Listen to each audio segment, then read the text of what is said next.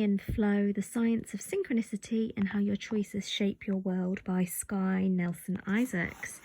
And today we're going to be talking about building symbolic momentum. Skye talks about how we can essentially build up the coincidences in our lives, and he believes that boldness shifts the probabilities. He says that catching synchronicity or getting into flow often requires a spark from us.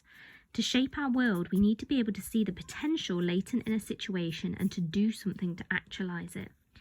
Even when meaningful or desirable possibilities exist, they may require our participation in order to unfold. We are the spark that makes synchronicity happen. And he says that we need to really define what our intention is and what our hidden feelings are as well, so we don't self-sabotage. He basically says that by taking bold action, we give the cosmos a chance to respond in a way that strongly supports our intention. Boldness is another way of saying we bring an authentic emotion into action and maybe take a risk.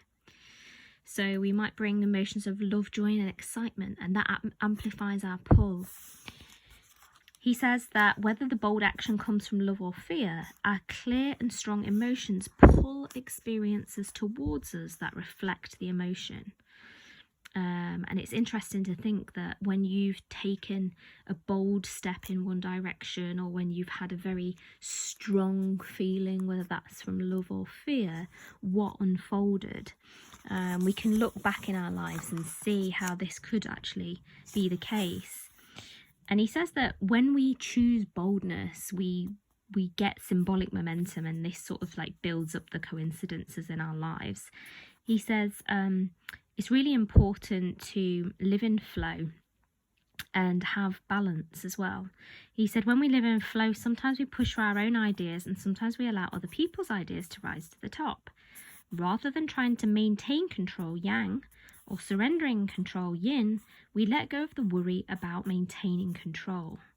So this is really important, again, in the flow state experience and just letting life flow through us, that we find that balance between what we're choosing and surrendering. So rather than trying to forcefully shape our world according to our own concerns, we let our choices speak for themselves and allow flow to do the shaping. He says, when we're struggling with finding the flow, we can remember the feeling of playing. What turns us on? What gets us excited? Where is our attention naturally drawn?